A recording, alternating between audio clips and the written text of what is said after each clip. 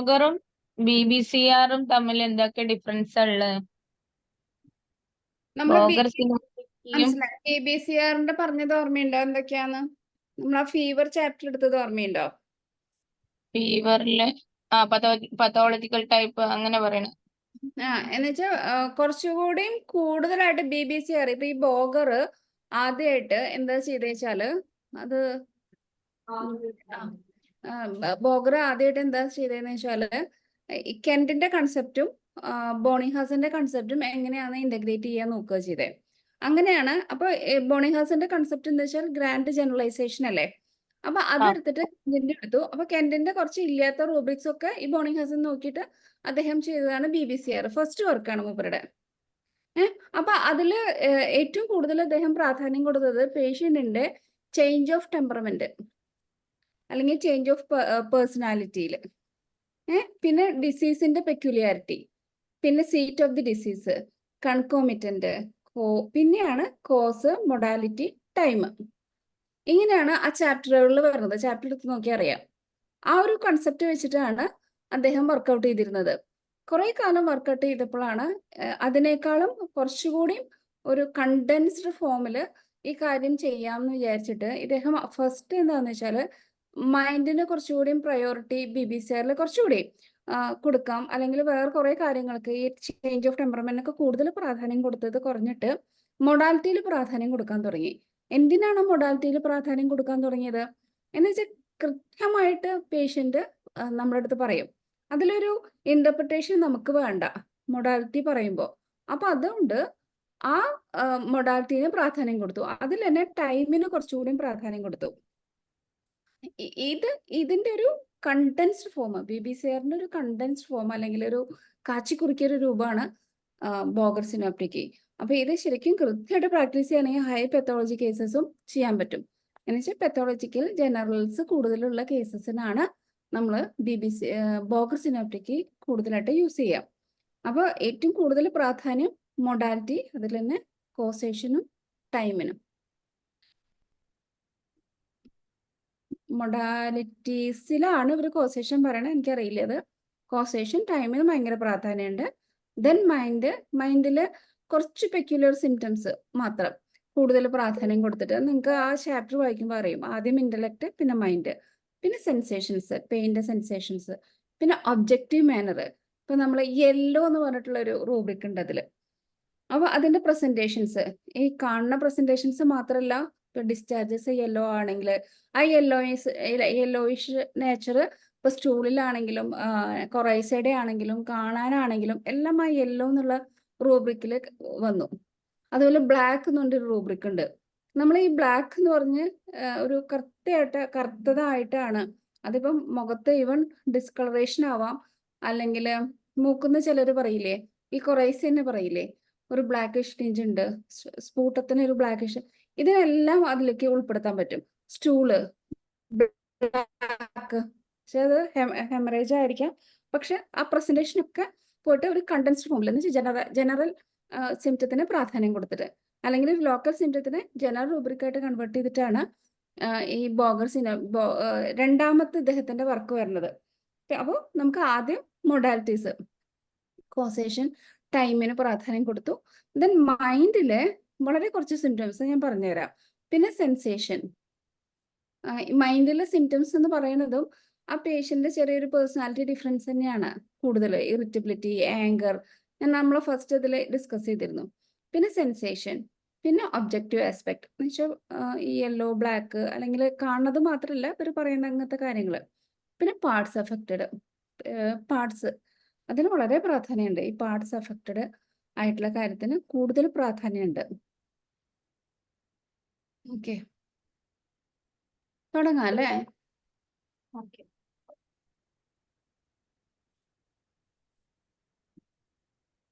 ഇതിന്റെ ഈ ബോഗർ സിനോപ്റ്റിക്കയുടെ ഒരു കൺസ്ട്രക്ഷൻ പ്ലാൻ ആർക്കെങ്കിലും അറിയോ? ആരെങ്കിലും യൂസ് ചെയ്തിട്ടുണ്ടോ ബോഗർ സിനോപ്റ്റിക്ക്? ഞങ്ങളൊക്കെ പണ്ട് യൂസ് ചെയ്തിട്ടുണ്ട്. ഒരു നിവർത്തി ഇല്ലാതിരിക്കുമ്പോൾ എടുക്കണതാണ്. കാണാനുണ്ടോ? സ്ക്രീന് കാണാല്ലേ? കാണാം. സോ ഇതാണ് ഇതിന്റെ പേര്, synoptic key of the materia medica by CM Boger. ചെറിയൊരു മഞ്ഞ ബുക്ക് കണ്ടിട്ടുണ്ടെന്ന് വിചാരിക്കുന്നു ഞാൻ. സൈറസ് മാക്സ്വെൽ ബോഗർ, ഇദ്ദേഹം ഉണ്ടാക്കിയതാണ്. അദ്ദേഹത്തിന്റെ ആദ്യത്തെ വർക്ക് ബിബിസിയർ, പിന്നെ ബോഗർ സിനോപ്റ്റിക്. അപ്പൊ ഇതിൽ എന്തിനാണ് concept of valuable tool that same concept of generalization, tissue affinity. ഇത് വളരെ ഇമ്പോർട്ടൻ്റ് അല്ലേ? നമ്മൾ സ്ഥിരം ക്ലാസ്സുകൾ ഇത് പറയാറുണ്ടല്ലോ. Tissue affinity, time dimension and pathological generals. ഇതാണ് ഈ ഒരു ഇത്രയും കാര്യങ്ങൾക്ക് പ്രാധാന്യം കൊടുത്തിട്ട് ഉള്ള ഒരു റെപ്പർട്ടറി. എന്നുവെച്ചാൽ നമുക്ക് ഇത്രയും കാര്യങ്ങളാണ് ആ കേസിൽ കൂടുതലുള്ളതെന്ന് വിചാരിച്ചാൽ ഈ ഒരു റെപ്പർട്ടറി ഓപ്റ്റ് ചെയ്യാൻ പറ്റും. ഇതില് ഇപ്പൊ നമുക്ക് ശരിക്കും ബോഗറിൽ സിനോപ്റ്റിക് ആൻഡ് എന്താണ് പറയാ, അനാലിസിസിന് എന്താണ് പറയാം, ഇത്രയും സിനോപ്റ്റിക് അനാലിറ്റിക് കൺസെപ്റ്റ്. അനാലിസിസും വേണം, സിനോപ്റ്റിക്. അനാലിസിസ് ആണ് റെപ്പർട്ടറി. സിനോപ്റ്റിക് എന്ന് പറയുന്നത് നമ്മൾ വായിച്ചു നോക്കുക, എന്താണ് ഒരു മെറ്റീരിയൽ വെച്ചിട്ട് സിങ്ക്രോണൈസ് ചെയ്തിട്ട് അല്ലെങ്കിൽ അതിനെ ഒരുമിച്ച് കൂടിയിട്ട് ചെയ്യണത്. അപ്പോൾ ഈ അനാലിസിസ് പാർട്ടാണ് റെപ്പർട്ടറി പാർട്ട്. ഈ സിനോപ്റ്റിക് കീ എന്ന് പറയുന്നത് ഏകദേശം 600 സംതിങ് മാത്രം പേജുള്ളൊരു ചെറിയ ബുക്ക്. അതിൽ റെപ്പർട്ടറി പാർട്ടും ഉണ്ട്, മെറ്റീരിയൽ പാർട്ടുണ്ട്. അപ്പൊ എന്താണ് ആ മെറ്റീരിയൽ പാർട്ടിന്റെ ഒരു ഇമ്പോർട്ടൻസ് എന്ന് വെച്ചാൽ വളരെയധികം ഈ കച്ചിക്കുറുക്കിയിട്ടുള്ള ഒരു കൺസെപ്റ്റ് എന്ന് വെച്ചാൽ അതിൽ ആ ഒരു ഇതിൽ പാർട്സ് അഫക്റ്റഡ് ഉണ്ട്. അതിൻ്റെ ഒരു തീം, ആ ഒരു മെഡിസിൻ്റെ തീമാണ് ആദ്യത്തെ കുറച്ച് വേർഡിങ്സിൽ തന്നെ വരുന്നത്. അപ്പം നമുക്കത് ഫുള്ള് വളരെ എളുപ്പമാണ് അത് മനസ്സിലാക്കാനും വളരെ കൃത്യമായിട്ട് പേഷ്യൻസിൽ അസസ് ചെയ്യാനും പറ്റും. അത് വായിച്ചു കഴിഞ്ഞാൽ വളരെ എളുപ്പമാണ്. അപ്പം അനാലിസിസ് പാർട്ടിൽ ഫസ്റ്റ് വരുന്നത് അതാണ് നമ്മുടെ റെപ്പർട്ടറി പാർട്ട്. അനാലിസിസ് പാർട്ടിൽ ആദ്യം വരുന്നത് പീരിയഡ് ഓഫ് അഗ്രവേഷൻ, പിന്നെ വരുന്നത് conditions of aggravation and amelioration, then generalities, consideration of drug affinities of the entire organism, then regional repertory. ഇത്രയും കാര്യങ്ങളാണ് റെപ്പർട്ടറി പാർട്ടിൽ വരുന്നത്. എന്ന് വെച്ചാൽ ആദ്യം അഗ്രവേഷൻ ഉണ്ട്, അഗ്രവേഷനിൽ ടൈം അഗ്രവേഷൻ ആണ് ആദ്യം വരുന്നത്. Then conditions of aggravation amelioration വരും. അത് കഴിഞ്ഞിട്ട് ജനറാലിറ്റീസ് വരും, എന്ന് വെച്ചാൽ ഡ്രഗ് അഫിനിറ്റീസ് വരും. Then regional repertory. Regional repertory എന്ന് പറഞ്ഞാൽ ശരിക്കും നമ്മുടെ ഒരു ഇതുപോലെ തന്നെ ആദ്യം ഇന്റലക്ട്, മൈൻഡ്, അങ്ങനെ തന്നെ ആയിട്ട് വരും. അപ്പോൾ പീരിയഡ്സ് ഓഫ് അഗ്രവേഷൻ, അത് ആദ്യം time modality. Time periods of aggravation starts with periodicity ആണ്. അതിൽ പീരിയോഡിസിറ്റി ആദ്യം സ്റ്റാർട്ട് ചെയ്തു. അതിൽ തന്നെ ഡെയിലി അഗ്രവേഷൻ, സെയിം അവർ അഗ്രവേഷൻ, ഇങ്ങനത്തെ കുറെ റൂബ്രിക്കുകൾ വരും. അത് റെപ്പർട്ടറി എടുത്ത് നോക്കാം നമുക്ക്.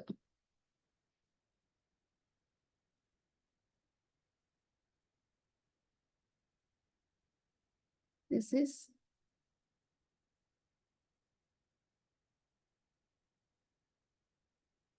ഇതെങ്ങനെ വ്യൂ ആക്കാൻ ഇത്രയും ഞാൻ മറന്നത്. ഇങ്ങനെയോ? യെസ്, കണ്ടോ? ആദ്യം പീരിയോഡിസിറ്റി വന്നു, പിന്നെ same hour, same aggravation, alternate days, every periodicity. പിന്നെ ഏതാ പറഞ്ഞത്? This one, afternoon, evening, morning, night, noon and periodicity. ഇതാണ് ഫസ്റ്റ് വരുന്നത്. അത് കഴിഞ്ഞിട്ട് വരുന്നത് conditions of aggravation and amelioration. അത് എയർ ആണ് ഫസ്റ്റ് സ്റ്റാർട്ട് ചെയ്യണത്. എയർ അഗ്രവേഷൻ അമിലിയേഷൻ സ്റ്റാർട്ട് ചെയ്തിട്ട് ലാസ്റ്റ് യോണിങ് അഗ്രവേഷൻ എന്ന് വെച്ചാൽ എ ടു സെഡ് ആ ലെവലില്. ദെൻ വരുന്നത് ജനറാലിറ്റിയിൽ നമ്മൾ പറഞ്ഞല്ലോ, ഒരു ലോക്കൽ അഗ്രവേഷൻ അമിലിയേഷനോ അല്ലെങ്കിൽ ലോക്കൽ സിംറ്റത്തിന് ഒരു ജനറൽ കൺസെപ്റ്റായിട്ട് കൺവേർട്ട് ചെയ്തിട്ട്.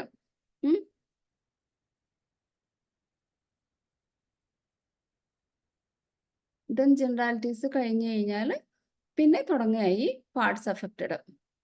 This is repertory part. This is repertory part. ഇനി ഇതിലില്ലാന്ന് തോന്നുന്നു. ബുക്കില് നമ്മുടെ മാക്ക് റെപ്പർട്ടറിയിൽ ഞാൻ കണ്ടു അത്. ഒരു പാർട്ടും കൂടി ഉള്ളത് മൈൻഡ്. ഇതില് ഈ ഒരു പാട്ട് കണ്ടോ, ലാസ്റ്റ് ഇല്ല, റിലേഷൻ എന്ന് പറഞ്ഞ പാട്ടുണ്ട്. റിലേഷൻ എന്നുള്ള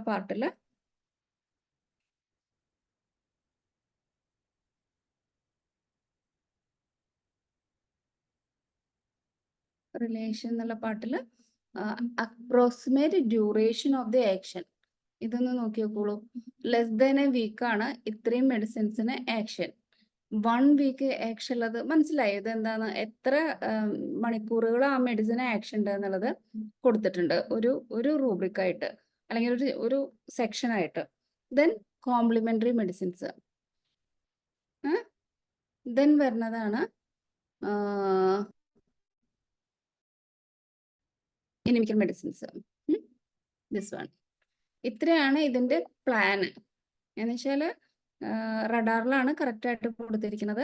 first time, modality, then conditions of aggravation and amelioration, അതും ക്രോണോളജി, ഈ A to Z ആ ഒരു ഓർഡറിൽ.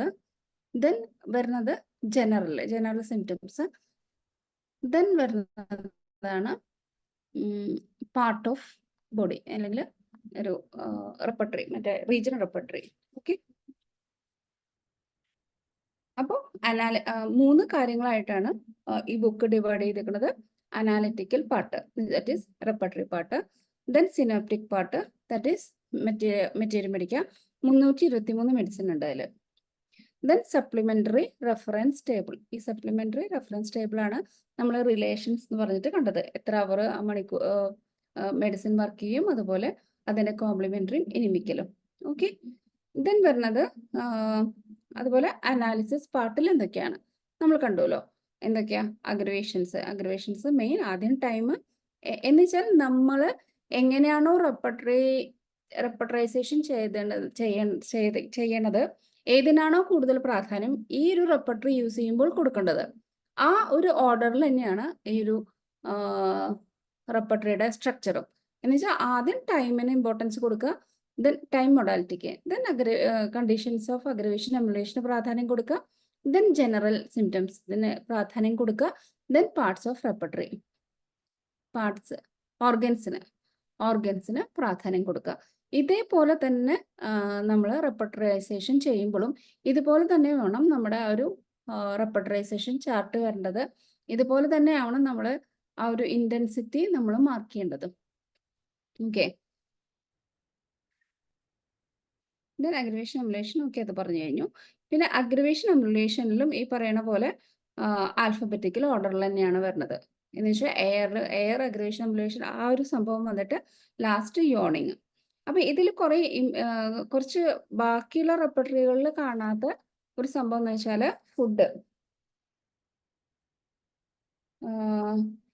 ഫുഡ് ആൻഡ് ഡ്രിങ്ക്സിൽ കോണ്ടിമെന്റ്സ്, ഡ്രഗ്സ്, അഗ്രവേഷൻ, അങ്ങനെ റൂബ്രിക് എപ്പോഴും ഒരു പ്രാധാന്യമായിട്ട് പറയാറുണ്ട്.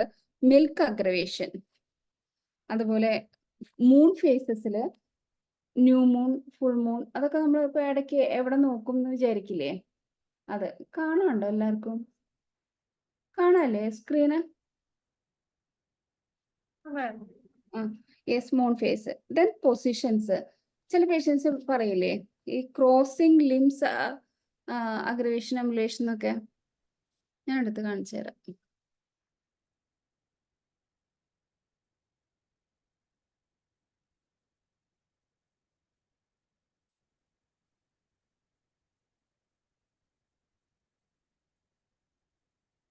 ഉണ്ടോ? ഫുഡ് ആൻഡ് ഡ്രിങ്ക്സിൽ നമുക്ക് കുറെ കാര്യങ്ങൾ, അതിൽ കുറെ നമുക്ക് ബാക്കി റെപ്പർട്ടറികളിൽ കിട്ടാത്ത കുറെ എണ്ണം കാണാം.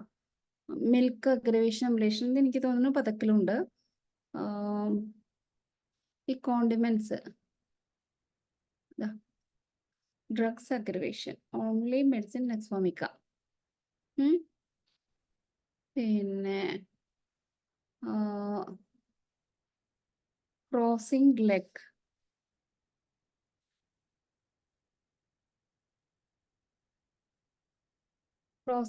എന്നുള്ളത് ഇതിലുണ്ട് കേട്ടോ. ബുക്ക് ആരുടെ ഉണ്ടെങ്കിൽ അത് നോക്കൂ. ക്രോസിംഗ് ലെഗ് എന്ന് പറഞ്ഞിട്ട് ഒരു റൂബ്രിക് കാണാം, സെപ്പിയ വരുന്നത്. ഒക്കെ പേഷ്യൻസ് സ്ഥിരമായിട്ട് പറയുന്ന കാര്യങ്ങളല്ലേ. പിന്നെ അത് കഴിഞ്ഞിട്ട് പിന്നെ നമുക്ക് ജനറാലിറ്റീസിൽ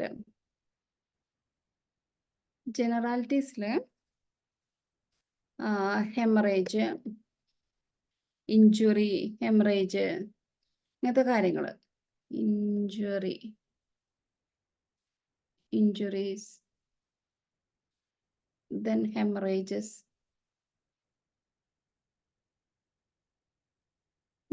അപ്പോൾ എല്ലാവരും വിചാരിക്കും ഇതൊക്കെ എല്ലാറ്റിലും ഇല്ലേന്ന്. പക്ഷെ ബോഗറിന്റെ റെപ്പർട്ടറികളിലുള്ള അദ്ദേഹം എഴുതിയിട്ടുള്ള ആ ഒരു മെഡിസിൻസ് കൂടുതൽ കുറേ പ്രാവശ്യം ഉറപ്പിച്ചിട്ടുള്ളതാണ്. ഇത് തന്നെയാണ് എന്നുള്ളത് ഷുവർ കട്ട് മെഡിസിൻസ് മാത്രമേ അദ്ദേഹം ആഡ് ചെയ്തിട്ടുള്ളൂ. എന്നുവെച്ചാൽ കെന്റിനെ അപേക്ഷിച്ച് നോക്കുമ്പോൾ, അന്ന് കെന്റാണല്ലോ പിന്നെയുള്ള ബേസ്. കെന്റിനെ അപേക്ഷിച്ച് നോക്കുമ്പോൾ കുറച്ചും കൂടി ഓതന്റിക് ആയിട്ടുള്ള മെഡിസിൻസ്, കുറച്ചുകൂടി ക്ലിയർ കട്ട് ആയിട്ടുള്ള മെഡിസിൻസ് മാത്രമാണ് ഇതിൽ ആഡ് ചെയ്തിരിക്കുന്നത്. അപ്പം ഇതിൽ അങ്ങനെ ഒരു മെഡിസിൻ ഉണ്ടെങ്കിൽ അത് കൂടുതൽ പ്രൂവിങ്ങിൽ കൂടുതൽ പ്രാവശ്യം കൂടുതൽ ആൾക്കാരിൽ പരീക്ഷിച്ചിട്ടും അതുപോലെ ക്ലിനിക്കലിയും വെരിഫൈഡ് ആയിരിക്കും. ഓക്കെ, പിന്നെ വരുന്നത് ഏതാ? Regional repertory. Regional repertory intellect start ചെയ്തു. ക്രോസിംഗ് ലെഗ്സ് ഇല്ലേ, അത് എക്സ്ട്രിമിറ്റീസിൽ വരുന്നുണ്ട്. ലോവർ എക്സ്ട്രിമിറ്റീസിൽ ആണ് അഗ്രവേഷൻ കിടക്കുന്നത്. ലോവർ എക്സ്ട്രിമിറ്റീസ് എടുത്താ അല്ല, ഇതിലല്ല, ലോവർ എക്സ്ട്രിമിറ്റീസിൽ ഉണ്ടായിരുന്നു. ഇപ്പോ റഡാറിൽ അങ്ങനെ കിടക്കണേ അല്ല, ശരിക്കും അങ്ങനെയല്ല. റഡാറിൽ കുറച്ച് വ്യത്യാസങ്ങളുണ്ട്. ശരിക്കും ബുക്കില് കണ്ടീഷൻസ് ഓഫ് അഗ്രവേഷൻ എമുലേഷനിലാണ് കിടക്കണേ. കാരണം അതിന് ഒരു പ്രാധാന്യം ഉള്ളതുകൊണ്ട് അത് അത് ഈ കമ്പ്യൂട്ടറിലാകുമ്പോൾ ചില ബുക്കിന്റെ വ്യത്യാസമുണ്ട്. പദക്കിന്റെ ഒക്കെ നമ്മൾ കുറെ കണ്ടിട്ടില്ലേ അങ്ങനെ. അതേപോലെ ഇത് അഗ്രവേഷൻ എമുലേഷൻ അതിൽ തന്നെ വരുന്നുണ്ട്. ഇതിൽ എക്സ്ട്രിമിറ്റീസിലാണ് വരുന്നതെന്നല്ലേ. നോക്കാം എവിടെ എക്സ്ട്രിമിറ്റീസ് എവിടെ.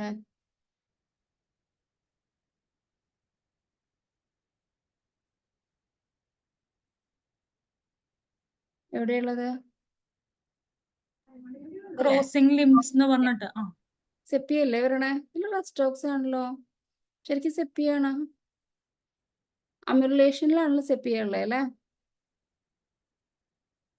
ഒന്ന് ആരുടെയെങ്കിലും ബുക്ക് ഉണ്ടെങ്കിൽ ഒന്ന് ക്രോസ് ചെക്ക് ചെയ്തോളൂ കേട്ടോ. അമ്യുലേഷനിലാണോ ഇനി സെപ്പിയ ഉണ്ടായിരുന്നത്? ഇന്നലെ സെപ്പിയ മാത്രമാണ് കാര്യമായിട്ട് ഞാൻ കാണാറ്. ഇനി അടുത്തത് ഇന്റലക്ട്.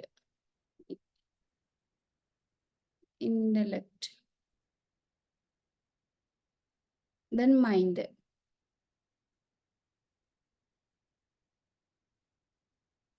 പിന്നെ പാർട്സ് ഓഫ് അഗ്രവേഷൻ എമുലേഷൻ. അപ്പോ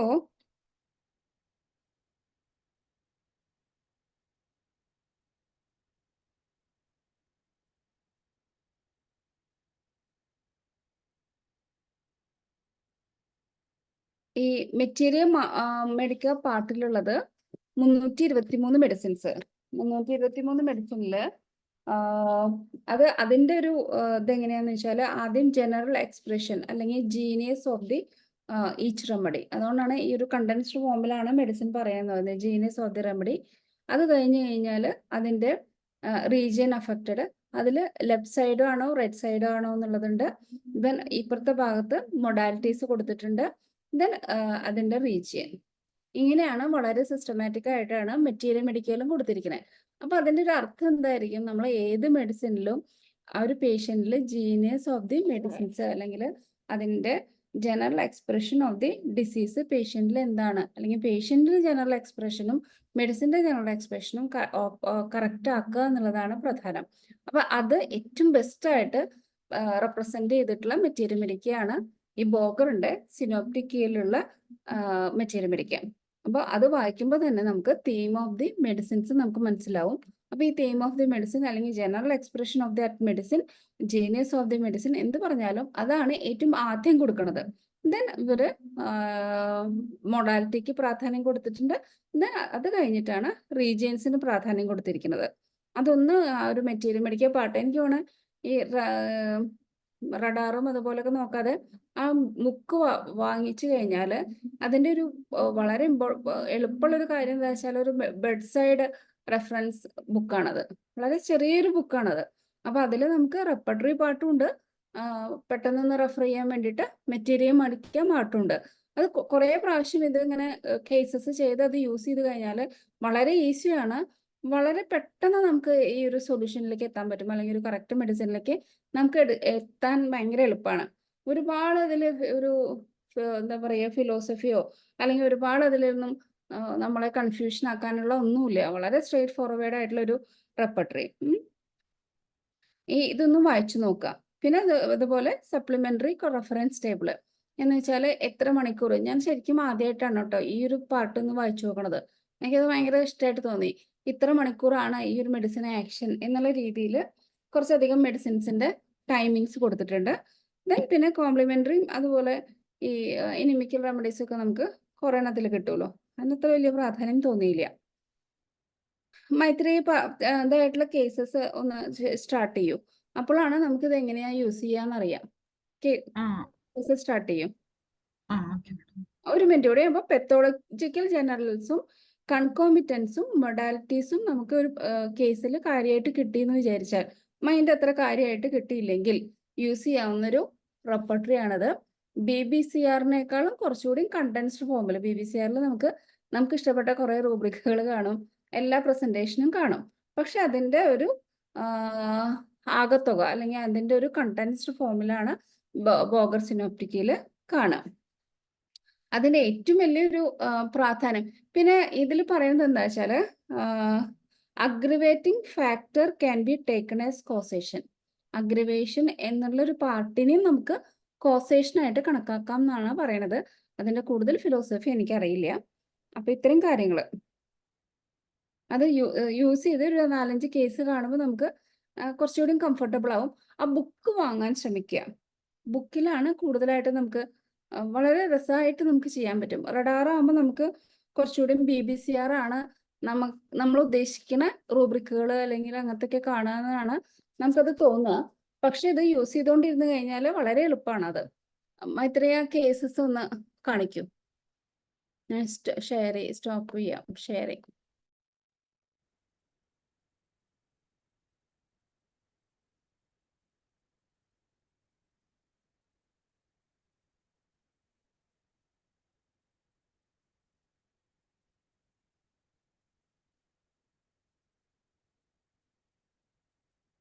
ഈ രാജശങ്കർ സാറിന്റെ അച്ഛനാണ് P. ശങ്കരൻ.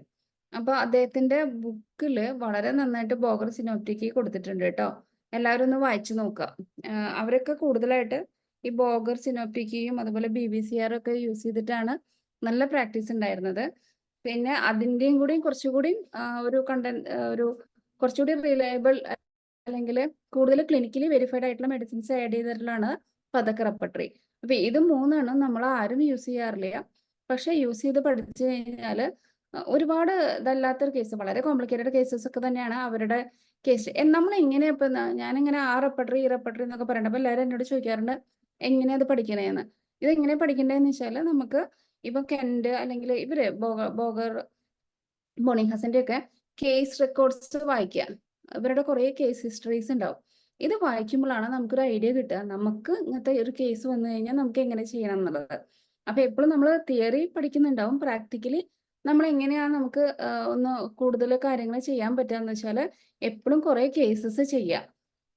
അതിപ്പം നമ്മുടെ മിംസിലാണെങ്കിലും മിംസിൽ ചെയ്യുന്നത് മുഴുവൻ സെൻസേഷൻ ലെവലിലാണ്, പക്ഷെ എപ്പോഴും അവിടെ റെപ്പർട്ടറൈസ് ചെയ്യും. അതുപോലെ നമ്മൾ ആദ്യം തീരുമാനിക്കുക എങ്ങനെയാന്ന് വെച്ചാൽ, നമുക്ക് ആ കേസിൽ എത്ര മണിക്കൂർ അല്ലെങ്കിൽ എത്രത്തോളം നമുക്ക് എഫേർട്ട് ചെയ്യണം ഇടണം. അപ്പം നമ്മൾ സാധാരണ ചെയ്യാന്ന് വെച്ചാൽ, ഞാനിപ്പോൾ ഇന്നലെ ഉള്ള ക്ലാസ്സിൽ ഞാൻ പറഞ്ഞു ലെവൽ നോക്കും, ലെവൽ 1 to 7. അതിൽ ഏത് ലെവലിലാണ് നമ്മുടെ കേസ് നിൽക്കുന്നത്. നമുക്കിപ്പോൾ ലെവൽ 1 ആണെങ്കിൽ ലെവൽ 2ലേക്ക് നമുക്ക് ഒന്നുകൂടി പോകാൻ പറ്റുമോ നമുക്ക്, അല്ലെങ്കിൽ കൂടുതൽ സിംറ്റംസ് കിട്ടുമോ നോക്കും. അതുപോലെ പുതിയ ആൾക്കാരുണ്ടോയെന്ന് എനിക്കറിയില്ല. പുതിയ ആരെങ്കിലും ഉണ്ടോ, ഇതുവരെ അറ്റൻഡ് ചെയ്യാത്ത ആരെങ്കിലും ഉണ്ടെങ്കിൽ പറയൂ, ഞാൻ ഒന്നുകൂടി പറഞ്ഞുതരാം. അപ്പൊ ലെവൽ 1 പെത്തോളജി, ലെവൽ 2 കുറച്ചുകൂടി അതിന്റെ അഗ്രവേഷൻ എമുലേഷൻ വരും, ലെവൽ 3 ഇമോഷണൽ പാർട്ട് വരും, ലെവൽ 4 ആകുമ്പോൾ ഡെല്യൂഷൻ പാർട്ട്, ലെവൽ 5 ആകുമ്പോൾ സെൻസേഷൻ, ലെവൽ 6 ആകുമ്പോഴേക്കും എനർജി വന്നു. അപ്പൊ നമുക്ക് ഈ ഒരു ഏത് ലെവലിലാണോ പേഷ്യന്റ് നിൽക്കുന്നത് ആ ലെവലിൽ നമുക്ക് പ്രിസ്ക്രൈബ് ചെയ്യാൻ പറ്റണം. അപ്പൊ ഞങ്ങൾ പൊതുവേ സെൻസേഷൻ ലെവലും അതുപോലെ അതിന്റെ ഹയർ ലെവലാണ് പ്രൊമോട്ട് ചെയ്യാറ്. പക്ഷെ അത് മാത്രം കൊണ്ട് നമുക്ക് എല്ലാ കേസസും നമുക്ക് പോവാൻ പറ്റില്ല. നമുക്ക് എല്ലാ കേസസും നമുക്ക് നോർമലായിട്ട് ചെയ്യാൻ പറ്റില്ല. അപ്പൊ നമുക്ക് ഏത് കേസ് ഏത് ലെവലിൽ നിന്നാലും പറ്റണമെങ്കിൽ നമുക്ക് ഇതേപോലെ റെപ്പർട്ടറികൾ പറയണം. ഇപ്പൊ വെറും ഒരു പെത്തോളജിക്കൽ കാര്യങ്ങൾ മാത്രമേ കിട്ടിയ മർഫി ആശ്രയിക്കാമല്ലോ. അത് കഴിഞ്ഞാൽ ചിലപ്പോൾ പേഷ്യന്റിന്റെ ലെവൽ മാറുമ്പോൾ നമ്മളെ കുറച്ചുകൂടി കോപ്പറേറ്റ് ചെയ്യും, നെക്സ്റ്റ് ലെവലിലേക്കുള്ള സിംറ്റംസ് അവർ തരും. അപ്പൊ അതുകൊണ്ട് ഒരിക്കലും നമ്മളെ റെസ്ട്രിക്ട് ചെയ്യാതിരിക്കുക. എന്ന് വെച്ചാൽ ഹോമിയോപ്പതിയിൽ കേസ് ടേക്കിംഗ് ഉണ്ടെങ്കിലേ നമുക്ക് മൂവ് ചെയ്യാൻ പറ്റുള്ളൂ നെക്സ്റ്റ് ലെവലിലേക്ക് എന്നുള്ള ഒരു കൺസെപ്റ്റ് മാറിയിട്ട് ഏത് സിംറ്റംസ് ആണോ പേഷ്യന്റ് പറയണേ അതിന്റെ ദി ബെസ്റ്റ് നമ്മൾ ചോദിച്ചു മനസ്സിലാക്കുക. എന്നിട്ട് പെത്തോളജി ആണെങ്കിൽ പെത്തോളജി, എന്നിട്ട് നമ്മൾ മൂവ് ഓൺ ചെയ്യുകയാണെങ്കിൽ ചിലപ്പം പെത്തോളജി അറിഞ്ഞാൽ തന്നെ നമുക്ക് ചിലപ്പം ഒരു ചെറിയൊരു ഐഡിയ ഉണ്ടാവും. ഒരു ചെറിയ എക്സാമ്പിൾ ഇപ്പോൾ ആസ്മയാണെങ്കിൽ ചില പേഷ്യൻസ് വന്നിട്ട് എനിക്ക് ആസ്മയുണ്ട്, എനിക്ക് ഒരു കോമൺ സിംറ്റംസ് രാത്രിയുടെ സമയത്ത് ബുദ്ധിമുട്ടുന്നു, ടൈം മൊഡാലിറ്റി കറക്റ്റായിട്ട് എന്നും പറയുകയാണെങ്കിൽ അതൊരു റൂബ്രിക്കാണ്. അതല്ലാതെ ഒരു കോമൺ സിംറ്റംസ് സാധാരണ പറയും. എങ്ങനെ എല്ലാവർക്കും ശ്വാസം മുട്ട് വരണ പോലെ എനിക്ക് വരും, അങ്ങനത്തെ ഒക്കെ കാര്യങ്ങൾ പറയുമ്പോൾ ശ്വാസം മുട്ടിന് എന്തുകൊണ്ടുണ്ടായെന്ന് നമുക്ക് ആലോചിക്കാം. ശ്വാസം മുട്ട് പലപ്പോഴും കോൺഫ്ലിക്ട്സുകൾ, ഇപ്പോൾ ഒരു സ്ട്രെസ് പോയിന്റ്, എന്തെങ്കിലും ഒരു മെന്റലി സ്ട്രെസ് പോയിന്റോ അല്ലെങ്കിൽ ഇതേപോലെ എന്തെങ്കിലും ഫിസിക്കലി വരാതെ ഒരിക്കലും നമ്മളെ വൈറ്റൽ ഫോഴ്സ് ഡിറേഞ്ച് ചെയ്യില്ല. അപ്പൊ നമ്മുടെ മൈൻഡിൽ അങ്ങനെ ഒരു കൺസെപ്റ്റ് വരണം. എന്തുകൊണ്ട് ഈ പേഷ്യന്റിന് അലർജി സ്റ്റാർട്ട് ചെയ്തു? അപ്പൊ ഈ അലർജി സ്റ്റാർട്ട് ചെയ്യാൻ വേണ്ടിയിട്ട് നമുക്ക് വേണമെങ്കിൽ ഒരു ജനറ്റിക് ഇതൊക്കെ എടുക്കാം. ഒരു ജനറ്റിക് പ്രിഡിസ്പോസിഷൻ ഉണ്ട് ഇവർക്ക് ഒരു അലർജിയുടെ എന്നൊക്കെ നമുക്ക് വേണമെങ്കിൽ പറയാം. പക്ഷെ ആ പെർട്ടിക്കുലർ പേഷ്യന്റിന് എന്തുകൊണ്ട് അലർജി സ്റ്റാർട്ട് ചെയ്തു, എന്തുകൊണ്ട് വൈറ്റൽ ഫോഴ്സ് ഡിറേഞ്ച്ഡ് ആയി, അപ്പൊ അതിന്റെ ഒരു റീസൺ കണ്ടുപിടിക്കുക. റീസൺ കണ്ടുപിടിച്ച് കഴിഞ്ഞാൽ നമുക്ക് ഏകദേശം അറിയാം എന്തോ സംതിങ് റോങ് അല്ലേ. അപ്പൊ നമുക്ക് പറയാം ഡസ്റ്റ് ബുദ്ധിമുട്ടാണ്, അതല്ലെങ്കിൽ ഇത് പറയുന്ന പോലെ വെതറിലെ പ്രശ്നം, കുറെ കാര്യങ്ങൾ നമുക്ക് പേഷ്യന്റ് പറയും. ഇന്റേണൽ മെക്കാനിസം അതൊരു ഔട്ടർ പാർട്ട് അല്ലെങ്കിൽ ഒരു പെരിഫറൽ സ്റ്റോറി മാത്രമല്ലേ. ഇന്നറിൽ എന്തുകൊണ്ട് വൈറ്റൽ ഫോഴ്സ് നമുക്ക് ഡിറേഞ്ച്ഡ് ആയി? നമുക്ക് 7 ചക്രാസ് ഉണ്ട്. ഈ 7 ചക്രാസിൽ ഏതെങ്കിലും ഒന്ന് ഡിസ്റ്റർബ്ഡ് ആയി കഴിഞ്ഞാൽ മറ്റേ ബോഡിയുടെ തന്നെ ഒരു സന്തുലിതാവസ്ഥ നഷ്ടപ്പെടും. അപ്പൊ അതിൽ ഏതിനാണ് ഡിസ്റ്റർബൻസ് വന്നത്, എവിടെയാണ് നമ്മുടെ എനിക്ക് തോന്നുന്നത് ഈ ചക്രാസ് ഒക്കെ തന്നെയാണ് നമ്മൾ പറയണേ. ചക്രാസിന്റെ ആ ഒരു സന്തുലിതാവസ്ഥ തെറ്റണ തന്നെയാണ് ഈ വൈറ്റൽ ഫോഴ്സ് ഡിറേഞ്ച്ഡ് ആവുക എന്ന് പറയുന്നത്. എന്ന് വെച്ചാൽ ചക്രാസ് ഇത് പറയുന്നത് എന്താണെന്ന് വെച്ചാൽ ഗ്ലാൻസിന്റെ തൊട്ടടുത്തുള്ള പോയിന്റ്സ് ആണ് ഈ ചക്രാസ് എന്ന് പറയുന്നത്. അപ്പൊ ഇതെല്ലാം ഡിറേഞ്ച്ഡ് ആവുന്നതിന് ഒരു വലിയൊരു കാരണം ഉണ്ടാവും. അപ്പൊ ഇത് നമുക്ക് നമ്മുടെ മനസ്സിൽ അപ്പൊ നമുക്ക് നമ്മുടെ മുന്നിലിരിക്കുന്ന പേഷ്യന്റിന് അലർജി വന്നു. അപ്പൊ ഈ അലർജി വന്നത് എന്തുകൊണ്ടാന്ന് ചെറിയൊരു കൺസെപ്റ്റ് എന്ന് പറയുന്നത്, ഞങ്ങള് GNM തിയറി നോക്കാറുണ്ട്. അപ്പൊ GNM നോക്കുമ്പോൾ നമുക്ക് ഏകദേശം മനസ്സിലാവും ഈ ഒരു പെർട്ടിക്കുലർ ഓർഗന് എന്ത് സ്ട്രെസ് ആയിരിക്കാം വന്നിട്ടുണ്ടാവുകയെന്ന്. അതിപ്പോ നമുക്ക് ആ സ്ട്രെസ് അത് റൂബ്രിക് ആക്കാനല്ല ഞാൻ പറയണത്. നമുക്കൊരു പേഷ്യന്റിനോട് ചോദിക്കാം, എന്തായിരുന്നു നിങ്ങൾക്ക് കോൺഫ്ലിക്റ്റ് ഉണ്ടായിരുന്നത്, നിങ്ങളുടെ ചുറ്റുമുള്ള ഏത് കാര്യത്തിനാണ് നിങ്ങൾക്ക് പറ്റാത്ത അല്ലെങ്കിൽ നിങ്ങൾക്ക് കംഫർട്ടബിൾ അല്ലാത്ത ഒരു സിറ്റുവേഷൻ എന്തായിരുന്നു എന്ന് ചോദിച്ചാൽ ചിലപ്പോൾ നമ്മുടെ ഈ പെത്തോളജി ലെവൽ 1 മാത്രം നിന്നിരുന്നൊരു സംഭവം വളരെ പെട്ടെന്ന് നമുക്ക് ചിലപ്പം ലെവൽ 5 or 6 പേഷ്യന്റ് പ്രസന്റ് ചെയ്യും. അപ്പോൾ ലെവൽ 1 ആദ്യം നമ്മൾ കറക്റ്റ് ആക്കുക. ഇത് തന്നെയല്ലേ ഡയഗ്നോസിസ് നോക്കുക, അത് ഏറ്റവും ഇമ്പോർട്ടൻറ്റ്. അപ്പം നമുക്കിപ്പോൾ ഈ ലെവൽ 1 ലെവൽ 2 ആണ് നന്നായി കിട്ടിയുള്ളൂ എന്ന് വെച്ചാൽ പെത്തോളജിക്കൽ ജനറലും ടൈം മൊഡാലിറ്റി ഒക്കെ വളരെ നന്നായിട്ട് പേഷ്യൻസ് പ്രസന്റ് ചെയ്യുമല്ലോ. ടൈം മൊഡാലിറ്റീസ്, കോസേഷൻ, ഇത്ര കാര്യങ്ങളൊക്കെ ഉള്ളൂ എന്ന് വെച്ചാൽ നമ്മൾ ഒരിക്കലും അയ്യോ എനിക്ക് കെൻഡ് അല്ലെങ്കിൽ ഒരു ഹയർ ലെവൽ റെപ്പർട്ടൈസ് ചെയ്യാൻ പറ്റില്ല, മെന്റൽ സിംറ്റംസ് കിട്ടിയിട്ടില്ല എന്ന് വിചാരിച്ചിട്ട് നമ്മൾ ഒരിക്കലും ഇങ്ങനെ കുറേ മെഡിസിൻസ് കൊടുക്കുക അല്ലെങ്കിൽ ടിഞ്ചർ കൊടുക്കാതെ നമ്മൾ ഒരു കറക്റ്റ് ആയിട്ടുള്ള ഒരു പ്രോട്ടോകോൾ ഉണ്ടാക്കുക. ഇങ്ങനെ ഞാൻ നെക്സ്റ്റ് ലെവലിൽ പോകും. അതിന് വേണ്ടിയിട്ട് ആശ്രയിക്കാവുന്ന റെപ്പർട്ടറികളാണ് ബോഗർ സിനോപ്റ്റിക്, BBCR, പതക്ക്. ഈ 3 ഏകദേശം നന്നായിട്ട് നിങ്ങൾക്ക് അറിയാന്ന് വെച്ചാൽ ഈ ഒരു നമ്മളെ തന്നെ റെസ്ട്രിക്ട് ചെയ്യുന്ന ഒരു അവസ്ഥയിൽ നിന്ന് നമ്മൾ മാറും. അപ്പോൾ എല്ലാവരും പറയും ഈ റെപ്പർട്ടറികൾ ഞങ്ങൾ ഇതുവരെ കണ്ടിട്ടില്ല, യൂസ് ചെയ്തിട്ടില്ല. റെപ്പർട്ടറികളുടെ കാര്യത്തിൽ യൂസ് ചെയ്ത് പഠിച്ചാൽ മാത്രമേ നമുക്ക് അത് ആ സമയത്ത് യൂസ് ചെയ്യാൻ അതൊരു കലയാണ്, ഒരു ആർട്ടാണ്. അതിൻ്റെ ഉള്ളിൽ എന്തുണ്ട് ഫിലോസഫി നമുക്ക് ബൈ ഹാർട്ട് പഠിക്കാം, ഒരു പ്ലാനോ കൺസ്ട്രക്ഷനൊക്കെ ഫിലോസഫി നമുക്ക് മനസ്സിലാക്കാം. പക്ഷെ ഇത് ചെയ്ത് തന്നെ ശരിയാവണം. അപ്പോൾ പറയും കേസ് വരുമ്പോൾ ആകെ കൺഫ്യൂഷനാണ്, ഞങ്ങൾക്ക് ചെയ്യാൻ ബുദ്ധിമുട്ടാണെന്ന് പറയും. അതും നമ്മളെ റെസ്ട്രിക്ട് ചെയ്യാനാണ്. അപ്പോൾ എവറി ഡേ നിങ്ങൾ 2 or 3 കേസസ് പല റെപ്പർട്ടറിയിൽ. അപ്പോൾ ആദ്യം ആലോചിക്കുക എന്താണ് എൻ്റെ മുന്നിലുള്ള ക്ലിയർ കട്ട് ഇൻഫർമേഷൻസ് എന്ന് വെച്ചാൽ നമ്മൾ ചിന്തിച്ചു കൂട്ടരുത് ആസ്മ അതുകൊണ്ട് വരും ഇതുകൊണ്ട് വരും. കറക്റ്റായിട്ട് ഏതാണ് ടിഷ്യൂ അഫിനിറ്റി ഏറ്റവും ഇമ്പോർട്ടൻ്റ് ആയിട്ട് ഈ റെപ്പർട്ടറിയിൽ പറയണേ, അല്ലെങ്കിൽ ആ ഒരു ലൊക്കേഷൻ അത് വളരെ ഇമ്പോർട്ടൻ്റ് ആണ്. അപ്പോൾ നമ്മൾ അപ്പോൾ അത് എപ്പോഴാണ് ഇമ്പോർട്ടൻ്റ് എന്ന് വെച്ചാൽ നമ്മൾ ലെവൽ 1, ലെവൽ 2, ലെവൽ 3 ഈ ഒരു ലെവലിൽ നിന്നിട്ടാണ് നമ്മൾ റെപ്പർട്ടറൈസ് ചെയ്യുന്നത് വെച്ചാൽ ഡെഫിനറ്റ്ലി നമുക്ക് ടിഷ്യൂ അഫിനിറ്റി അല്ലെങ്കിൽ ലൊക്കേഷൻ ഇമ്പോർട്ടൻ്റ് ആണ്. അപ്പോൾ ഇത് വെച്ചിട്ട് നമ്മൾ റെപ്പർട്ടറൈസ് ചെയ്യുമ്പോൾ നമുക്ക് വളരെ കൃത്യമായിട്ടൊരു ഡയറക്ഷൻ കിട്ടും. ഒന്ന് പേഷ്യൻറ്റിനോട് ചോദിക്കേണ്ട കാര്യങ്ങൾ എല്ലാം വളരെ കൃത്യമായിട്ടുള്ളൊരു ഇത് കിട്ടും. ഈവൻ പൊട്ടൻസി സെലക്ഷൻ വരെ വളരെ കൃത്യമായിട്ട് നമുക്ക് എന്ത് ചെയ്യണം എന്നുള്ളൊരു ഡയറക്ഷൻ കിട്ടും. അപ്പോൾ ഇതിന് വേണ്ടിയിട്ടാണ് നമ്മൾ ഈ പറയണ പോലെ മാസത്തിൽ 1 or 2 പ്രാവശ്യമെങ്കിലും റെപ്പർട്ടറികൾ പറഞ്ഞു പോണത്. നമ്മൾ ആരും ഇതിലൊന്നും വളരെ എക്സ്പെർട്ടോ അല്ലെങ്കിൽ അതൊന്നുമല്ല. ബട്ട് നമുക്ക് ഇത് വായിച്ചിട്ട് ഒരു രക്ഷയില്ല ഒരു കേസിലെന്ന് വെച്ചാൽ നമുക്ക് നോക്കാവുന്ന ഒരുപാട് ടൂൾസ് ഹോമിയോപ്പതിയിലുണ്ട്. അതൊന്നും നമ്മൾ നോക്കാതെയാണ് നമ്മളിങ്ങനെ ബ്ലെയിം ചെയ്തുകൊണ്ടേയിരിക്കും. എങ്ങനെ അത് പഠിക്കുക, ഞങ്ങൾക്ക് അത് കൺഫ്യൂഷൻ ഒന്നുമില്ല. ഒരുപാട് കേസ് ഹിസ്റ്ററീസ് പല വെബ്സൈറ്റുകളിലും ഉണ്ട്, പല ബുക്സിലും ഉണ്ട്. അങ്ങനെ അധികം ബുക്ക് എടുക്കാൻ തന്നെ പറയാം. അപ്പോൾ അതിൽ ഏറ്റവും ബെസ്റ്റ് ഒരു ബുക്കാണ് പി ശങ്കരൻ്റെ എലിമെന്റ്സ് ഓഫ് ഹോമിയോപ്പതി എന്നാണെന്ന് എനിക്ക് തോന്നുന്നത്. Yes, elements of homeopathy. അപ്പോൾ അതിലുള്ള കുറച്ച് കേസസ് നമുക്കൊന്ന് ഇവിടെ കാണാം. അപ്പോൾ ഇവരെങ്ങനെയാണ് ഒരു കേസ് വന്നു കഴിഞ്ഞിട്ട് ഈ റെപ്പർട്ടറി യൂസ് ചെയ്യണത് എന്നുള്ളത് മനസ്സിലാക്കുക. എന്നിട്ട് നമ്മളൊരു പ്രോട്ടോകോൾ ഉണ്ടാക്കുമ്പോൾ മാത്രമേ നമ്മളൊരു നെക്സ്റ്റ് ലെവലിലേക്ക് വരുള്ളൂ. നമ്മുടെ പ്രിസ്ക്രിപ്ഷൻ ഒരു നെക്സ്റ്റ് ലെവലിലേക്ക് വരുള്ളൂ. അപ്പോൾ നസീമ ഒന്ന് അതൊന്ന് നോക്കൂ, വായിക്കൂ. ഒറ്റ മിനിറ്റ് മാം. സമീറ, മൻഷ ഡോക്ടർ പറഞ്ഞു സമീറ ആദ്യമായിട്ട് അറ്റൻഡ് ചെയ്യണേ എന്നുള്ളത്. ജസ്റ്റ് ഇതൊക്കെ ഒന്ന് മനസ്സിലാക്കൂ. പതുക്കെ അത് ഒരു ക്ലിയർ ഐഡിയയിലേക്ക് വരൂ കേട്ടോ.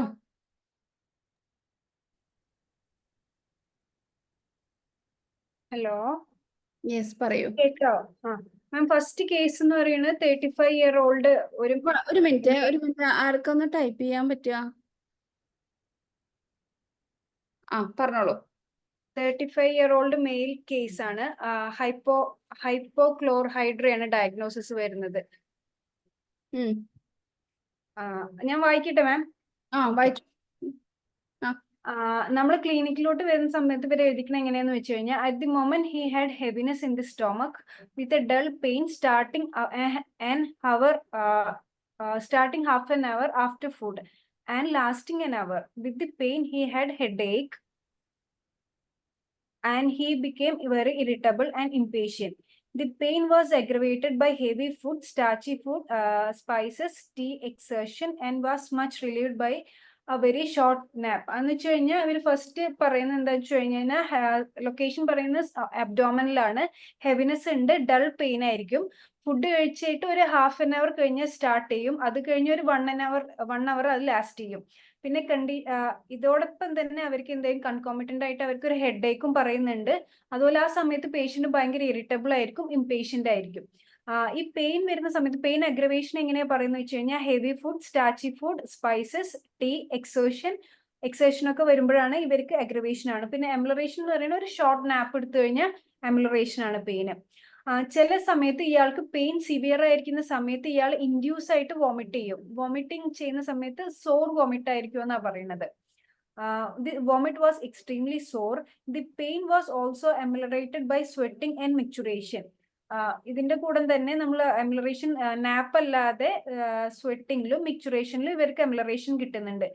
അതുപോലെ ജനറൽസ് നോക്കുകയാണെങ്കിൽ he prefers eggs, hot food and drinks. Otherwise there was nothing worth reporting. അതാണ് ഫസ്റ്റ് കേസ്. മൈത്രേ അത് റെപ്പർട്ടറൈസ് ചെയ്യും. മൈത്രേ പോയോ? ഇല്ല, ഷെയർ ചെയ്യട്ടെ.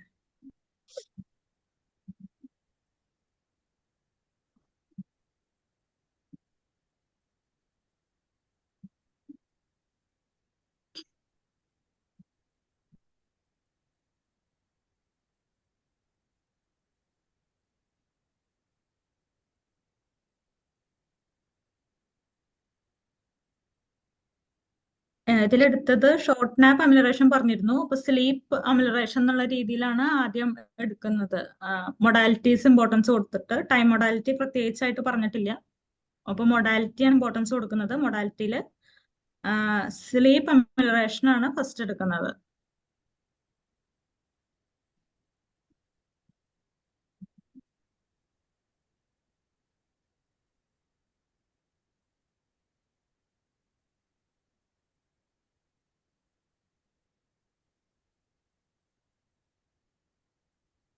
ദെൻ ഇൻഡ്യൂസ് ചെയ്ത് വൊമിറ്റ് ചെയ്യുന്ന പറഞ്ഞിരുന്നു. വൊമിറ്റ് ചെയ്യണത് അമിലറേഷൻ ആണ് കേട്ടോ. അത് പറഞ്ഞില്ല. വൊമിറ്റ് ചെയ്യുന്നത് അമിലറേഷൻ ആയതുകൊണ്ടാണ് ആൾ ഇൻഡ്യൂസ് ചെയ്ത് വൊമിറ്റ് ചെയ്യുന്നത്. അപ്പോ ഡിസ്ചാർജസ് വൊമിറ്റിംഗ് അമിലറേഷൻ എന്നുള്ള രീതിയിൽ ഇല്ല, ഡിസ്ചാർജസ് അമിലറേഷൻ ആണ് എടുക്കുന്നത്. മൈത്രി, ആ ഫോൺ സൈസ് ഒന്ന് കൂട്ടുവോ? ഫോൺ സൈസ് മേഡം ഉം. ശരിയായോ? ആ.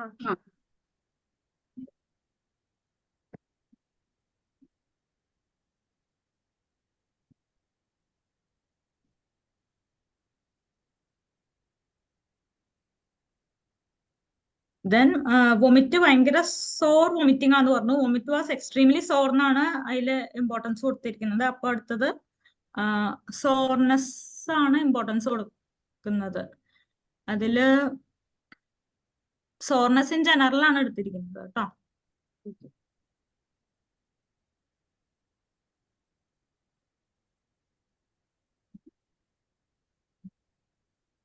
നാള് പേഷ്യന്റ് ഹറി ഇംപേഷ്യന്റ് ആണെന്ന് പറഞ്ഞിട്ടുണ്ടായിരുന്നു സിംറ്റംസിന്റെ ഒപ്പം. അപ്പോ ഹറി, ഇംപേഷ്യൻസ്, ആങ്കർ, ഇറിറ്റബിലിറ്റി അതൊക്കെ കാണിക്കുന്നുണ്ട് എന്ന് പറഞ്ഞു. നെക്സ്റ്റ് മൈൻഡ് സിംറ്റം ആണ് ഇമ്പോർട്ടന്റ് കൊടുക്കുന്നത്. ഇമ്പോർട്ടൻസ്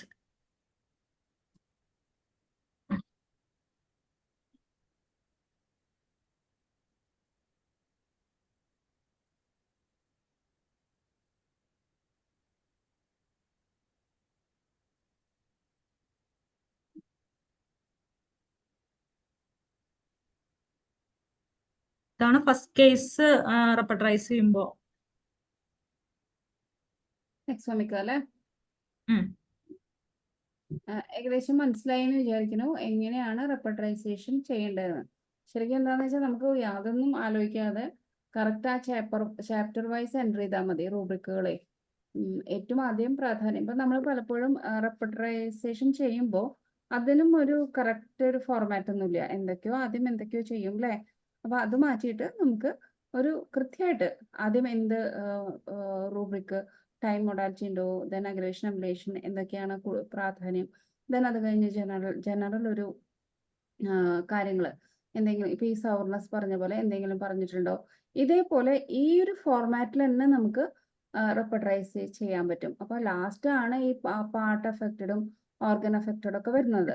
അപ്പൊ അത് അതിന്റെ പ്രാധാന്യത്തിലൂടെ തന്നെ റെപ്പട്രൈസ് ചെയ്യുമ്പോൾ നമുക്കൊരു കറക്റ്റ് മെഡിക്കേഷനിലേക്ക് എത്താം, അല്ലെങ്കിൽ കറക്റ്റ് ഒരു വൈറ്റഫോഴ്സ് എന്തുകൊണ്ടാണോ ഡിറേഞ്ച്ഡ് ആയിട്ടുള്ളത് ആ ഒരു പോയിന്റിലേക്ക് തന്നെ അതിനെ തന്നെ കറക്റ്റ് ബാലൻസ് ആക്കാൻ പറ്റുന്ന മെഡിസിൻ കൊടുക്കാൻ പറ്റും. ഇനി നെക്സ്റ്റ് ഒന്ന് നോക്കി നോക്കൂ.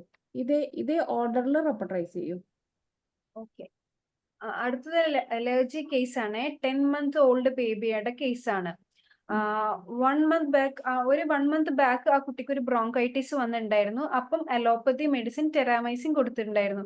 ഇത് കൊടുത്തതിന് ശേഷം കുട്ടിക്ക് all over the body rashes വന്നു. അതിപ്പോഴും പെർസിസ്റ്റ് ചെയ്യുന്നുണ്ട് കേട്ടോ. ഇത് ഹിസ്റ്ററി ആണ് പറയുന്നത്. The rashes alternate with diarrhoea and cough. Now she has eruptions on chest, face and back from which a thin fluid exudes on scratching. എന്ന് വെച്ച് കഴിഞ്ഞാൽ അവർക്ക് റാഷസ് ഉണ്ടായല്ലോ, അലോപ്പതി മെഡിസിൻ എടുത്തപ്പോൾ ബോഡിയിൽ ടോട്ടൽ ഓൾ ബോഡിയിൽ റാഷസ് വന്നു. അതിപ്പോഴും ഉണ്ട്. പിന്നെ ഈ റാഷസ് എന്ത് ചെയ്യും? Alternate with cough and diarrhoea പറയുന്നത്. ഇപ്പം എന്തൊക്കെയുള്ളതെന്ന് വെച്ച് കഴിഞ്ഞാൽ ഇറപ്ഷൻസ് ഉണ്ട് ചെസ്റ്റില്, ഫേസില്, ബാക്കില്. ആ ഇറപ്ഷൻസ് എന്നൊക്കെ ഒരു തിൻ ഫ്ലൂയിഡ് വരുന്നുണ്ട്. അവൻ സ്ക്രാച്ച് ചെയ്യുന്ന സമയത്താണ് ആ ഫ്ലൂയിഡ് വരുന്നത്. പിന്നെ ഇച്ചിങ് ഉണ്ട്. Itching is aggravated after taking milk എടുക്കുമ്പോഴാണ് ഇച്ചിങ് വരുന്നത്. She passes urine 10 times at night. Previous history നോക്കുകയാണെങ്കിൽ she had measles at the age of 3 months and immediately after that she got the rashes on cheeks. This was treated with homeopathic medicine. The rashes subsided and she got severe diarrhea and vomiting with dehydration and had to put under allopathic treatment.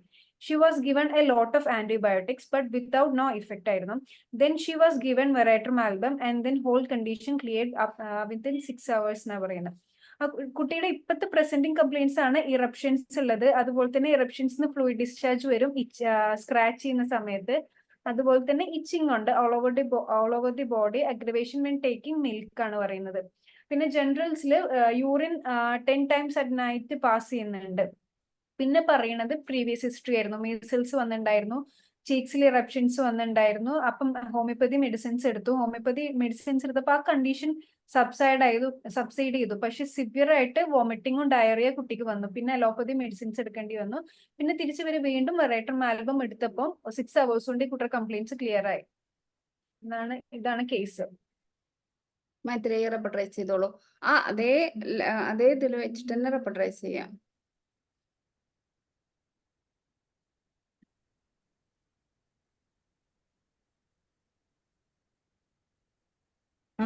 ഇതിലൊന്ന് പറഞ്ഞിരിക്കുന്നത് കുട്ടിക്ക് bronchitis വന്നിട്ട് ടെറാമൈസിൻ കൊടുത്തു, rashes വന്നു. പിന്നെ ഈ rashes alternate ചെയ്തത് diarrhoea കഫായിട്ട് alternate ചെയ്തു. അത് കഴിഞ്ഞിട്ട് ഇറപ്ഷൻ ആയി. അപ്പോ ഇതിൽ മെയിൻ ആയിട്ട് ഇപ്പൊ മുമ്പായാലും മീസിൽസിന്റെ കാര്യമായാലും മീസിൽസ് കഴിഞ്ഞു, അത് കഴിഞ്ഞിട്ട് വേറെ റാഷസ് വന്നു, റാഷസ് സബ്സൈഡ് ചെയ്തു, അത് കഴിഞ്ഞിട്ട് ഡയറിയ വോമിറ്റിംഗ് ആയിട്ട് ആൾട്ടർനേറ്റ് ചെയ്തു. അങ്ങനത്തെ കാര്യമാണ് വീണ്ടും വീണ്ടും പറഞ്ഞുകൊണ്ടിരിക്കുന്നത്. അപ്പൊ നമ്മൾ എടുക്കുന്നത് ആൾട്ടർനേറ്റിംഗ് സ്റ്റേറ്റ്സ് എന്നുള്ള രീതിയിലാണ് റൂബ്രിക് എടുക്കുന്നത്. ആൾട്ടർനേറ്റിംഗ് സ്റ്റേറ്റ്സ് വെച്ചാൽ ഒന്ന് കഴിഞ്ഞ് ഒന്നെന്നുള്ള രീതിയിൽ ആൾട്ടർനേറ്റ് ചെയ്ത് കൊണ്ടിരിക്കുന്നത് കൊണ്ട് അത് അങ്ങനെ എടുക്കുന്നു.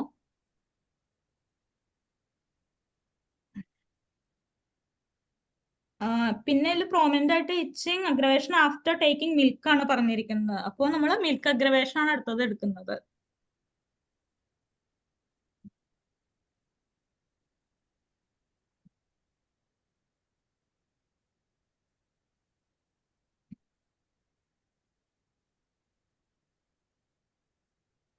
പിന്നെ അടുത്തത് അതിന്റെ ഇടയിൽ കുട്ടി അലോപ്പതിക് മെഡിസിൻസ് കൊടുത്തിട്ടുണ്ട്, വീണ്ടും മാറി മാറി കൊടുക്കേണ്ടി വന്നിട്ടുണ്ട്. ഹോമിയോപ്പതിക് മെഡിസിൻസ് കൊടുത്തിട്ടുണ്ട്, വീണ്ടും അതിന്റെ ഇടയിൽ മീസിൽസ് വന്ന സമയത്ത് അലോപ്പതിക് മെഡിസിൻസ് കൊടുത്തിട്ടുണ്ട്. അതങ്ങനെ മാറി മാറി. അപ്പൊ ഒരുപാട് മെഡിസിൻസിന്റെ അബ്യൂസ് നിലനിൽക്കുന്നത് കാരണം നമ്മൾ നെക്സ്റ്റ് എടുക്കുന്നത് ഡ്രഗ്സ് അബ്യൂസ് ഓഫ് എന്ന് പറഞ്ഞ റൂബ്രിക് ആണ് കേട്ടോ. അബ്യൂസ് ഓഫ് ഡ്രഗ്സ് നിലനിൽക്കുന്നത് കാരണം. പിന്നെ കുട്ടിക്ക് പറഞ്ഞിരിക്കുന്നത് ഫ്രീക്വന്റ് യൂറിനേഷൻ പറഞ്ഞിരുന്നു കേട്ടോ.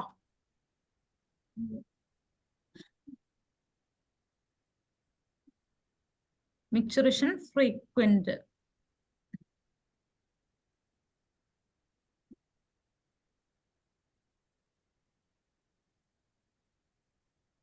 മെഡിസിൻ സൾഫർ ആണ് കൊടുത്തിരിക്കുന്നത്.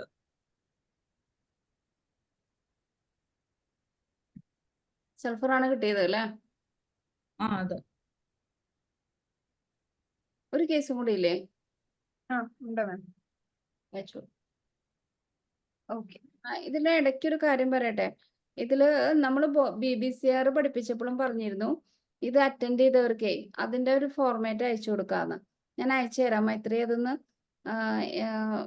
ഇവരുടെ അക്കാദമിയുടെ ഫോണിലേക്ക് മെയിൽ ID അയച്ചു കൊടുത്തോളൂ കേട്ടോ. അവരയച്ചു തരും. അതിന്റെ ഒരു ഫോർമാറ്റ് ഇല്ലേ? ഇപ്പൊ ഏത് സിംറ്റംസ് എടുക്കണം, അക്കാദമിയുടെ നമ്പർ വാട്സ്ആപ്പ് ചാറ്റിൽ ഇടുന്നുണ്ട് കേട്ടോ. ഇതെനിക്ക് തോന്നുന്നു അറിയുന്ന ആൾക്കാരൊക്കെ തന്നെയാണ് എല്ലാവരും തോന്നുന്നു. അതൊന്ന് ചാറ്റ് ബോക്സിൽ ഇട്ടോളൂ മൈത്രേ. ആ ഫോർമാറ്റ് അയച്ചു കൊടുക്കൂ. അല്ലെങ്കിൽ ഇപ്പൊ ഇത് കേട്ടാലും ഈ റെപ്പർട്ടറി ആ ഒരു കറക്റ്റ് ഫോർമാറ്റ് കിട്ടില്ല. പറഞ്ഞോളൂ നസീമ. അടുത്ത കേസ് എന്ന് വെച്ച് കഴിഞ്ഞാൽ ഒരു 29-year-old മെയിലിന്റെ കേസാണ്. അവർക്ക് വന്നിട്ട് ലെഫ്റ്റ് ലംബാർ റീജിയനിൽ പെയിൻ ഉണ്ട്. അഗ്രവേഷൻ പറയുന്നത് while sitting, while standing, lying on left side and when hungry ആണ് പെയിൻ ഉള്ളത്. ഓക്കെ. പിന്നെ എമലറേഷൻ പറയുന്നത് lying down especially with legs flexed and applying heat ആണ് ലംബാർ റീജിയനിൽ. ഈ ലംബാർ റീജിയനിൽ പെയിൻ അവർക്ക് വന്നിട്ട് എക്സ്റ്റെൻഡിങ് ടു അംബലിക്കൽ റീജിയനും ഉണ്ട്. അതുപോലെ തന്നെ റൈറ്റ് ലംബാർ റീജിയനിലോട്ടും പെയിൻ എക്സ്റ്റെൻഡ് ചെയ്യുന്നുണ്ട്. അപ്പറ്റൈറ്റ് ജനറൽസ് എല്ലാം നോർമൽ ആണ്. പ്രത്യേകിച്ച് ഡയഗ്നോസിസ് ഒന്നും ഇവർക്ക് ചെയ്തിട്ടില്ലായിരുന്നു. ഈ കേസ് ഇത്ര മാത്രമേ ഉള്ളൂ. വേറെ ഒന്നും കൂടുതലൊന്നും കിട്ടിയിട്ടില്ല ഈ കേസ്. ഓക്കെ, ഇത് മനസ്സിലാക്കിക്കാൻ വേണ്ടിയിട്ട് തന്നെയാണ് ഇത് റെപ്പർട്ടറൈസേഷൻ ചെയ്യാൻ പറയണത്. പലരും പറയുന്നത് ഞങ്ങൾക്ക് ഇത്രേ കിട്ടുള്ളൂ, എന്താ ചെയ്യുക? അതിനുള്ള ഉത്തരം അത്. മൈത്രി പ്രൊസീഡ് ചെയ്യും.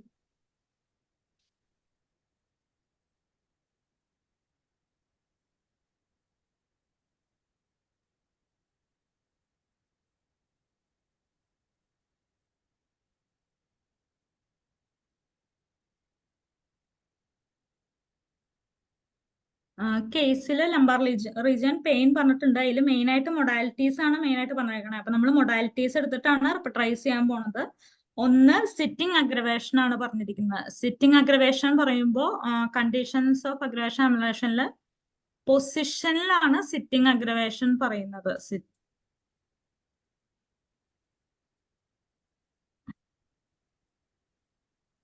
സ്റ്റാൻഡിങ് അഗ്രവേഷൻ പറയുന്നുണ്ട്. അതുപോലെ തന്നെ നമ്മൾ സ്റ്റാൻഡിങ് അഗ്രവേഷൻ എടുക്കുന്നുണ്ട്.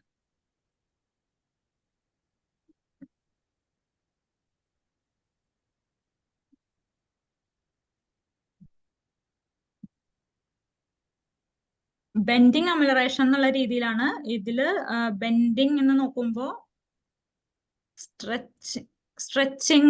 സ്ട്രെച്ചിങ് ആണ് അമിലേഷൻ എന്നുള്ള രീതിയിൽ കാണാം. അപ്പൊ സ്ട്രെച്ചിങ്, ബെൻഡിങ് ബാക്ക്വേർഡ്സ്, എക്സ്ട്രാ അമിലേഷൻ എന്നുള്ളതിൽ എടുക്കുകയാണ്. പിന്നെ സ്പൈ ചെയ്ത് പറഞ്ഞിരിക്കുന്നത് ബിഫോർ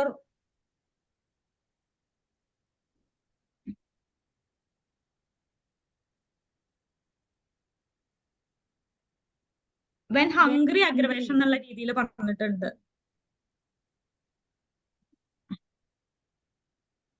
ഹംഗ്രി അഗ്രവേഷൻ എന്നുള്ള രീതിയിൽ ഇതില് മൊഡാലിറ്റി മാത്രമേ ഉള്ളൂ അല്ലേ? അതെ, മൊഡാലിറ്റി മാത്രമേ ഉള്ളൂ. ഈറ്റിംഗ് ബിഫോർ അഗ്രവേഷൻ ആണ്. ബിഫോർ ഈറ്റിംഗ് അഗ്രവേഷൻ, അതായത് ഫാസ്റ്റിംഗ് അഗ്രവേഷൻ. വയറ് എംറ്റി ആയിട്ടിരിക്കുന്നതുകൊണ്ടല്ല അഗ്രവേഷൻ എന്നുള്ള രീതിയിൽ പറയുന്നത്. അപ്പൊ നമ്മൾ ഇതാണ് എടുത്തിരിക്കുന്നത് 4 റൂബ്രിക് മെയിൻ ആയിട്ട്.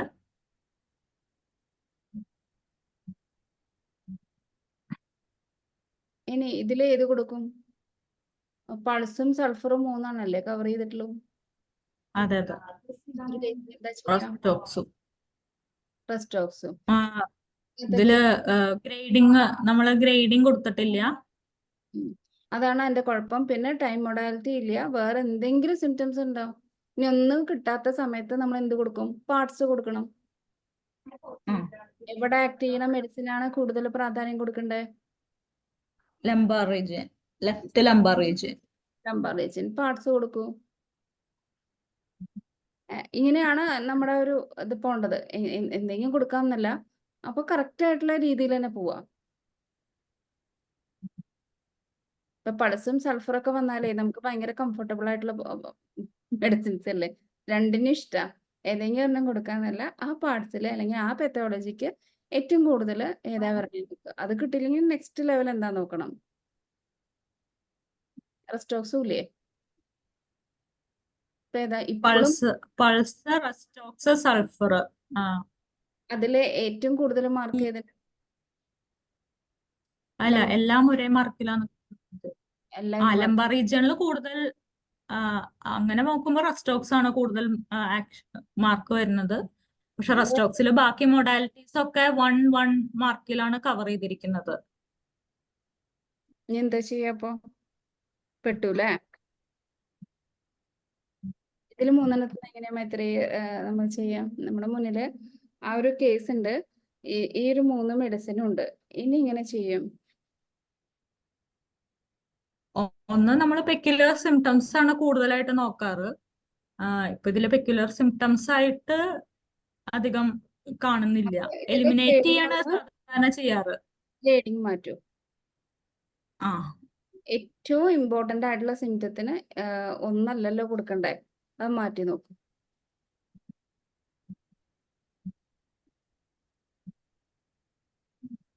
പ്രസന്റിങ് കംപ്ലൈന്റ് ഏതാ? ഏറ്റവും സ്ട്രോങ് ആയിട്ടുള്ള മൊഡാലിറ്റി ഏതാ? Lumbar pain, bending.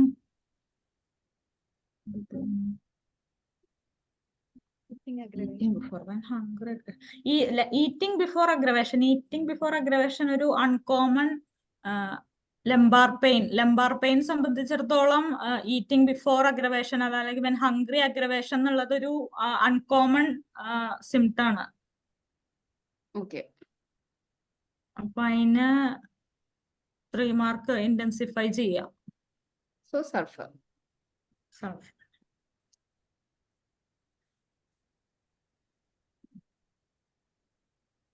ഓക്കെ, ഇതില് നമുക്കിപ്പോ സെൻസേഷൻ മെത്തേഡ് അറിയാം. ഇത് ചെയ്ത ഒരാൾക്ക് സെൻസേഷൻ മെത്തേഡും കൂടി അറിയുകയാണെങ്കിൽ വളരെ ഈസിയാണ്.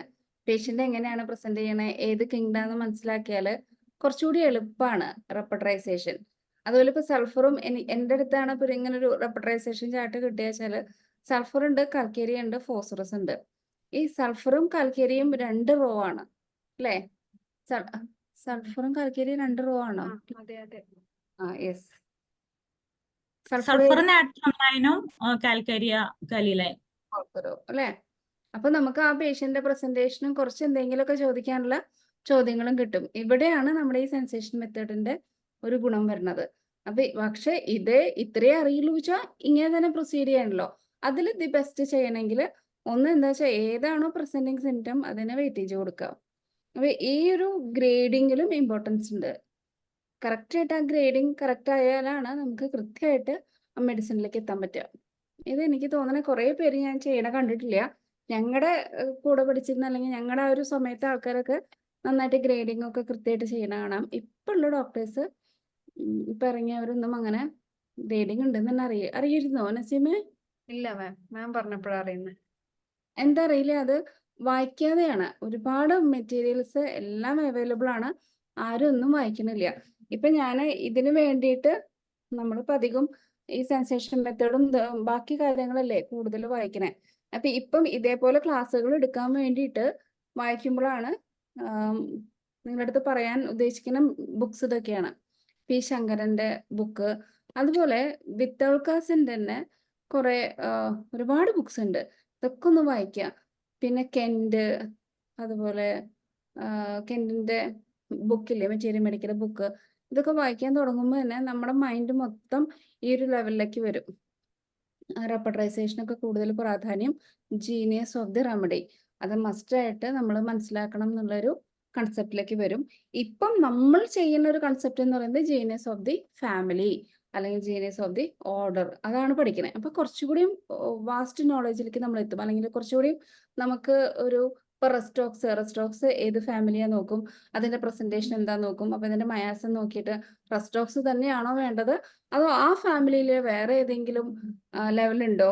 പിന്നെ ഇപ്പൊ റെസ്റ്റോക്സ് അറിയുന്ന ഒരാൾക്കാർക്ക് അതിന്റെ കറസ്പോണ്ടിങ് മിനറൽ എന്താണ്, അതിന്റെ കറസ്പോണ്ടിങ് ആനിമൽ എന്താണ്, ഇതൊക്കെ ഉള്ളൊരു ശരിക്കും ഒരു റിസർച്ച് വർക്ക് അല്ലെങ്കിൽ ഒരു next level of homoeopathic understanding നമുക്ക് അവൈലബിൾ ആണ്. അല്ലെ, അതൊന്ന് കുറച്ചുകൂടി നമ്മൾ ഇവിടെ സ്റ്റേബിൾ ആയി കഴിഞ്ഞിട്ട് വേണം ഈ റെപ്പട്രൈസേഷനും ഈ ഒരു അണ്ടർസ്റ്റാൻഡിങ് സ്റ്റേബിൾ ആയിട്ട് വേണം നമുക്ക് നെക്സ്റ്റ് ലെവലിലേക്ക് പോകാൻ വേണ്ടിയിട്ട്. അപ്പൊ ഇതെല്ലാം അറിയാന്ന് വെച്ചാല് ഹോമിയോപ്പതി ശരിക്കും ഒരു എന്താ പറയാ ബ്യൂട്ടിഫുൾ സയൻസ് ആണ്. നമുക്ക് ഇങ്ങനെ ഒരുപാട് പേരെ ഹീൽ ചെയ്യാൻ പറ്റും. അപ്പൊ ഇതെല്ലാവരും ഒന്ന് ഫോളോ ചെയ്യൂ. എല്ലാവരും ഒന്ന് ബോഗസ് സിനോപ്റ്റിക് വാങ്ങിക്കുക തന്നെ ചെയ്യുക. അതൊരു ആ ബുക്ക് തന്നെ വേണം. വടക്കാഞ്ചേരി ഇരിക്കുന്നുണ്ട് കേട്ടോ മൈത്രേയ, തന്നെ കൊണ്ട് ഓർമ്മിപ്പിക്കണം എടുക്കാൻ വേണ്ടിയിട്ട്. അത് ഇരുന്ന് വായിക്കുക. എവറി ഡേ ഒന്ന് മറിച്ചെങ്കിൽ നോക്കുക ഈ റെപ്പർട്ടറികൾ. പതക്ക് റെപ്പർട്ടറി ഒക്കെ വളരെ ചെറിയ ബുക്കല്ലേ, പക്ഷെ അത് അതിൻ്റെ ഉള്ളിലുള്ളതൊക്കെ ജെംസ് ആണ്. അപ്പൊ അതുകൊണ്ട് നന്നായിട്ട് അതൊക്കെ ഒന്ന് വായിക്കൂ. അപ്പൊ നമ്മൾ ഇങ്ങനെ ഒരു എനിക്കത് പറ്റണില്ല, എനിക്കിത് പറ്റണില്ല, നെക്സ്റ്റ് ലെവലിലേക്ക് പറ്റുന്നില്ല, കുറച്ചധികം ഫെയിലിയറുകൾ കാണുന്നു, അപ്പൊ അതുകൊണ്ട് ഈ ഹോമിയോപ്പതി കൊണ്ട് ഒന്നും പറ്റില്ല എന്നുള്ള കൺസെപ്റ്റ് ഒക്കെ പോയിട്ട് ഹോമിയോപ്പതി കൊണ്ട് എല്ലാം പറ്റും, നമ്മുടെ കുഴപ്പമായിരുന്നു എന്ന് നമുക്ക് തന്നെ മനസ്സിലാവും. ഓക്കെ, നെക്സ്റ്റ് ഫ്രൈഡേ കാണാം.